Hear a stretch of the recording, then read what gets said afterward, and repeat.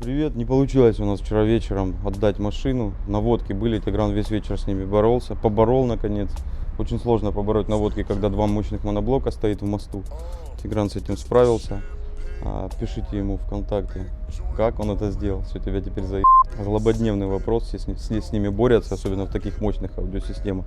У нас аудиосистема сегодня громкое качество, без фанатизма. У нас не спарки стоят по одному динамику, трехполоска. Автомобиль прикольный, это Opel Insignia 2014 года. Хорошей комплектации, турбодизель 2-литровый. Парень с девушкой приехали из Москвы, они у нас делаются уже второй раз. Это их второй проект. Первый был Ford Focus, да?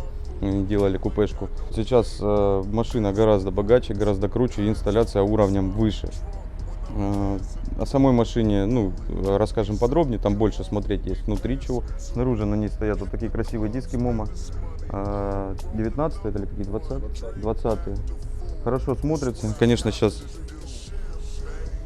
посадочники начнут кричать, срочно ее занизить.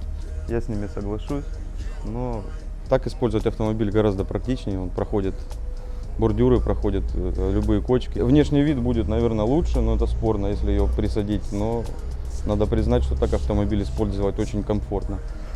С чего начнем, Тигран? Давайте начнем с багажника, потому что мы сейчас покажем вам, что в багажнике, и загрузим сабвуферы. В багажнике у нас располагается 4 усилителя, 3 мы видим сразу. Это у нас 2 Audio Extreme 3500 в мосту и 4.180.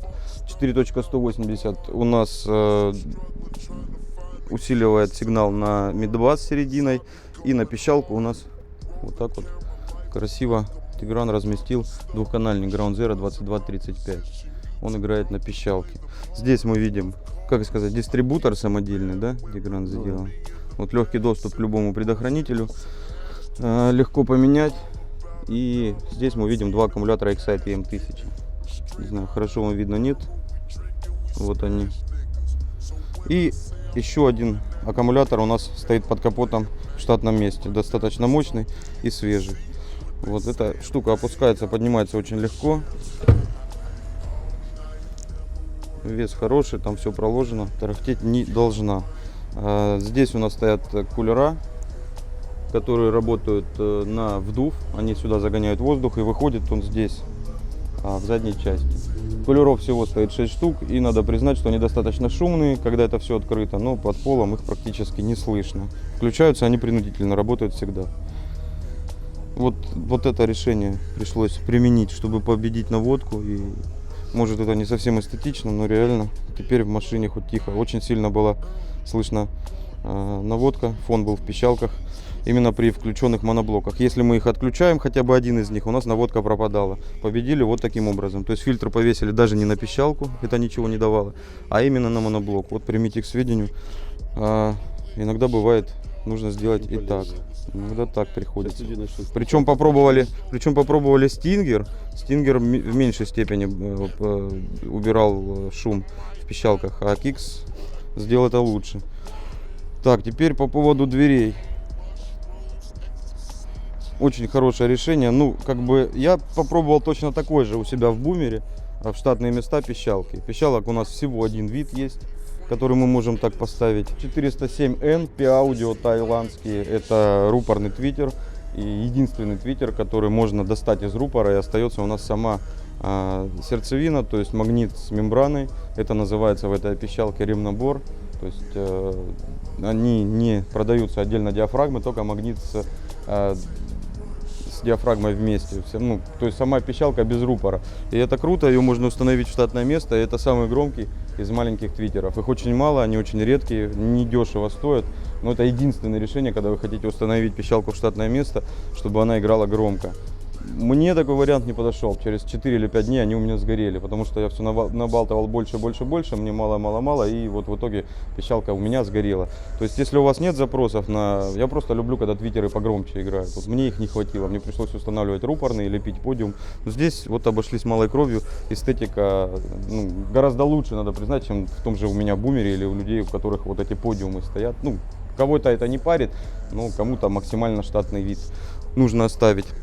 Здесь у нас от One Studio CC Design, теперь они называются, Сережа Скилков лепил. Вот такой подиум красивый под мидбас и средний частотник. Все очень плотно, нигде ничего не гремит, вот это мне очень понравилось. И выполнено очень качественно. Сереже надо отдать должное, он не гамачит. По компоновке у нас Powerbass, наш любимый X-Pro 8 и NM6 старого образца, еще не 4-омная, она 8-омная. Динамик этот перешел по наследству из Форда, сюда перекочевал, работает достаточно долго, вот проверенный уже временем. Несмотря на то, что он 8-омный, мощности на него более чем достаточно, гейн там стоит чуть больше половины на усилке. Можно вливать в нее еще и больше, но чтобы выставить ровный АЧХ, я середину никогда до конца не выкручиваю, то есть максимальную мощность, максимальную громкость из системы никогда не вытаскиваю. Эта система играет где-то сейчас на 50-60% максимальной громкости, но при этом середина не забивает мидбас, то есть у нас такие ровненькие АЧХ получились достаточно. Кто-то дрифтанул. Так, ну и головное устройство. Головное устройство давай я покажу. Головное устройство Alpine 195. Вчера я его показывал, как настраивать. Он у нас расположился вот здесь. Есть небольшое неудобство к доступу правой части панельки. Но в принципе справа у нас тут ничего нажимать и не нужно.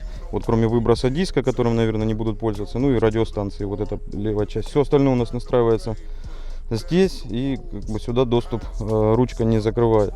Магнитофоном пользоваться удобно. Здесь стояла пепельница. От пепельницы люди отказались. Я надеюсь, они не курят. Я надеюсь, вы тоже не курите. И у нас аудиосистемы здесь две.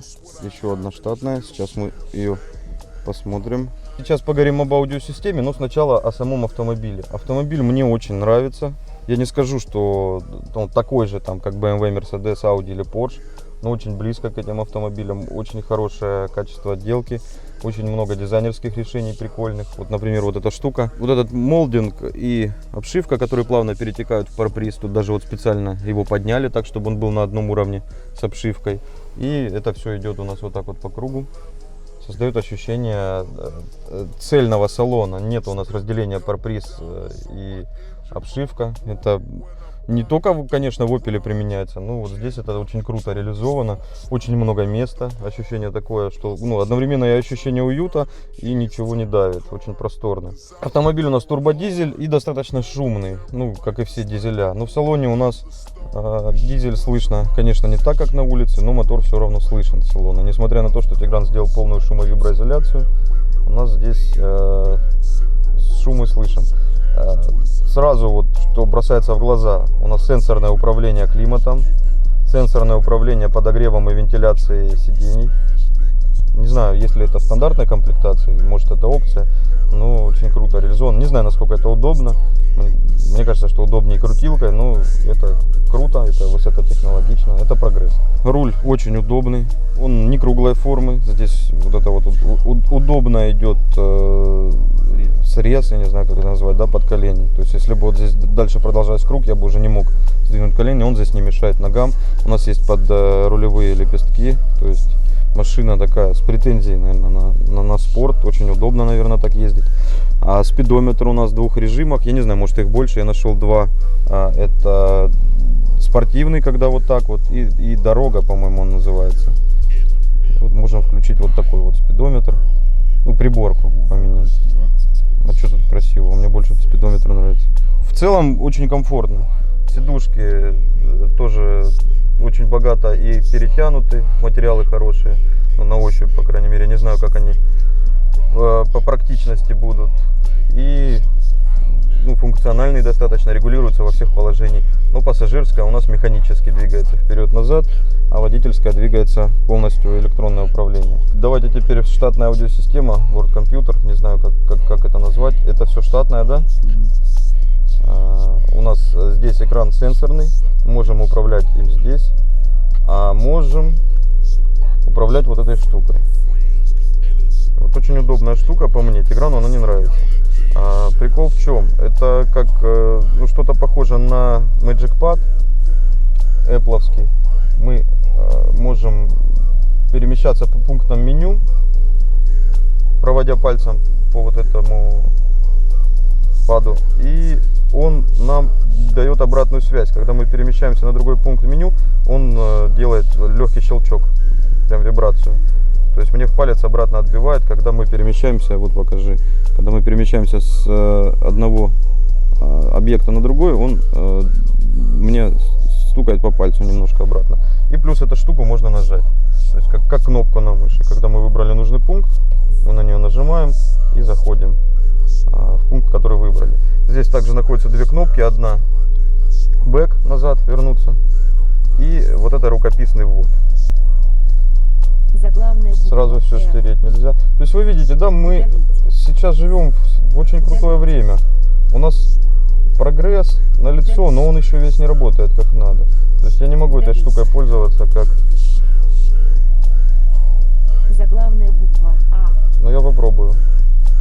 Заглавная буква и краткая.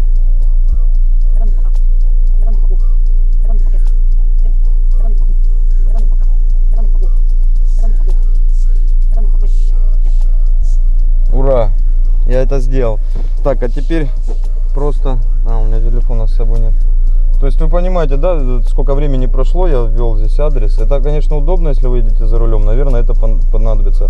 Но мне вот проще взять iPhone в руку, Яндекс.Навигатор и нажать диктовку и сказать Айвазовского 5 и все, оно меня туда приведет. Я не знаю, может быть здесь она тоже работает? Я не знаю, сейчас включу. Команду, пожалуйста. Ой, все, я опять с ней связался. Да, немножечко привыкнуть к этой системе. На это уйдет у вас много времени. Если вы захотите продиктовать это тоже работает в принципе, но, видимо, с ней нужно учиться общаться. То есть мы сейчас живем в такое время, когда компьютеры создаются для нашего удобства, но мы должны уметь с ними говорить, а не их учат говорить с нами. Ну, прогресс налицо, в принципе, это хоть как-то уже работает. Передача Top Gear там несколько лет назад я смотрел, когда они по этих голосовых помощников рассказывали, они тогда не работали вообще. Я, в принципе, думаю, что они и сейчас не работают так, как надо. Я бы, наверное, им не пользовался. Но если привыкнуть, наверное, его можно использовать. Вот, мы написали Айвазовского 5, хоть у нас на это ушло, не знаю, минута или больше даже. И вот продиктовать ей не получилось. Она нас в бутырку решила запихать. И пошла она. Не поедем мы в бутырку. Хотя не зарекаются.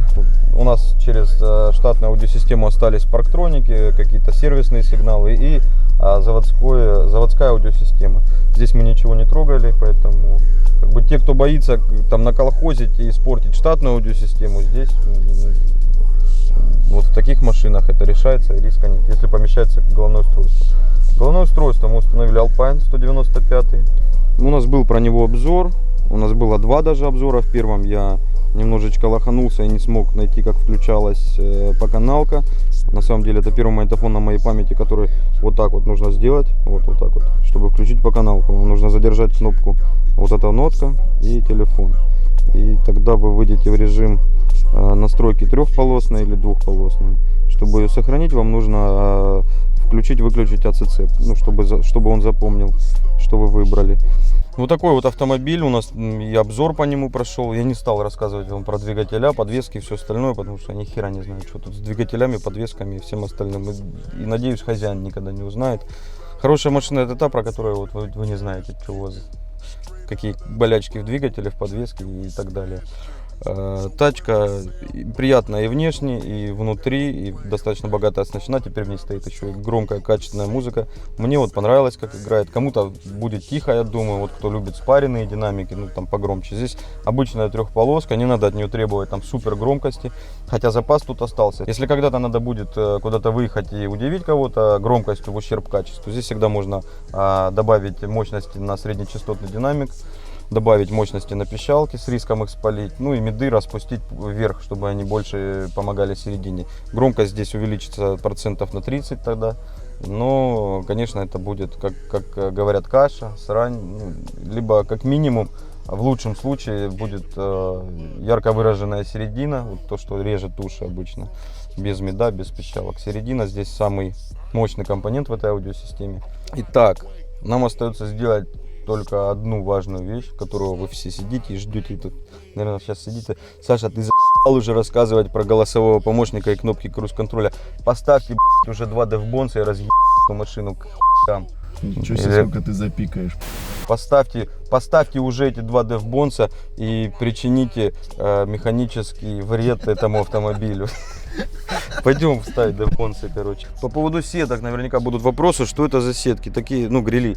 Такие грили были у Рокфорда когда-то, это они же и есть. Теперь их возят Dynamic State, на них вот DST логотип. Его можно отодрать, если он смущает, приклеить свой или не приклеивать ничего. Очень кайфовые грили и смотрятся богато и стоят недорого. Они есть, по-моему, в продаже сейчас на данный момент, если не ошибаюсь. То есть, если кто-то обратил на них внимание, у нас в магазине вы можете их заказать, ну, либо в другом, где есть Dynamic State. Лучше у нас. Coca-Cola, yeah, yo, bought me everything. Yola, baking soda. Cocaine is my girlfriend. Water, boiling water. Damn, I got a fortune. Started making love. No problem, I keep clicking for you. Because of su casa partner. My partners get stupid gualas. Retail shops and beauty parlors.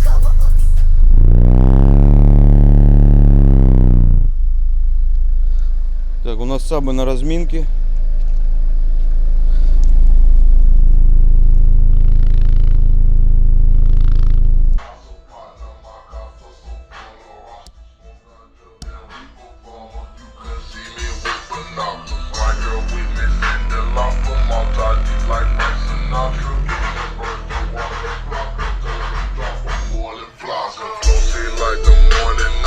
Try me, then your skull is crunchy. Drop from your little house, some sun so sad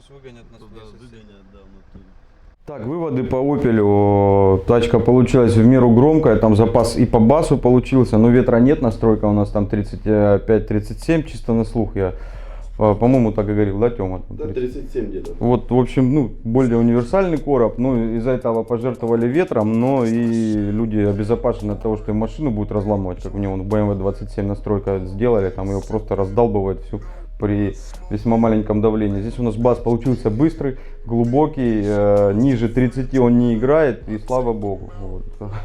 Не поудивляешь людей хер-триками, но зато внутри достаточно громко, плотно и больше жанров можно слушать, а не только заниженных негров. Фронт, ну, почти золотая середина, как я уже сказал, можно добавить еще один бас, можно поставить рупорные твиттеры, будет тогда вот самое то. Ну, в принципе, вот сейчас получилось достаточно хорошо. Давайте по бюджету скромно, я не буду говорить вам общую сумму, если кому-то интересны компоненты по порядку, я буду говорить примерные цены, да, они могут отличаться, поэтому просто для понимания нас...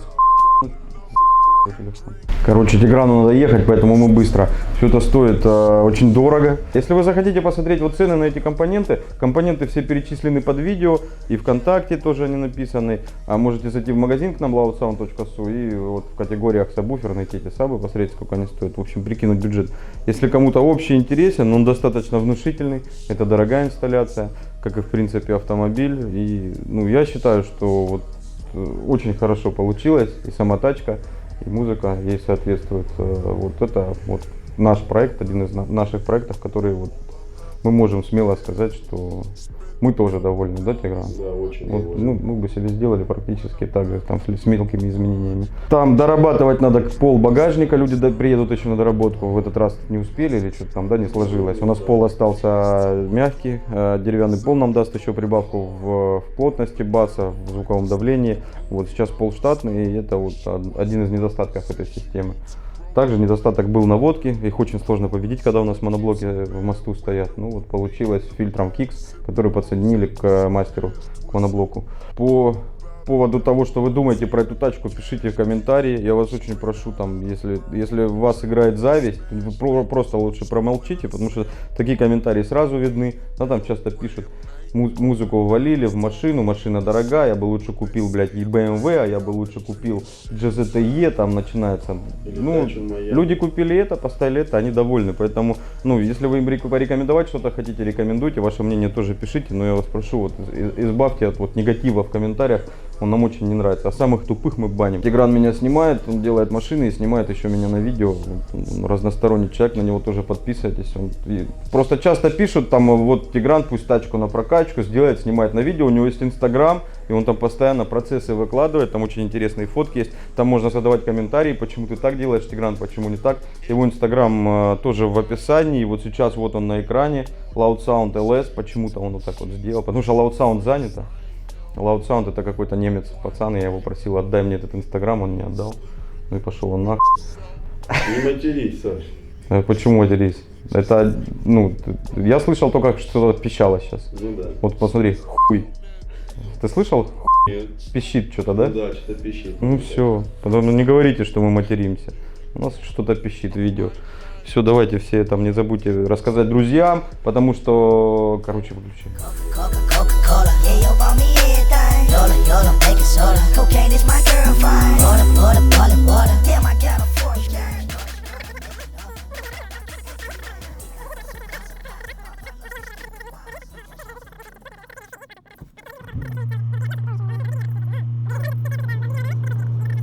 Снаружи это гораздо громче.